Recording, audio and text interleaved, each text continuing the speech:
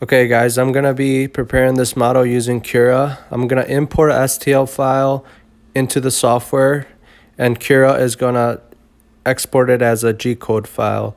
Here the most important thing I like to look at is the preview, which shows you the amount of time that the print will take. Off to the right it shows the custom settings. I have several custom settings that I set basically through trial and error. If you have any questions, please comment below and I'll try my best to answer those. Okay, this looks good and it's ready to print.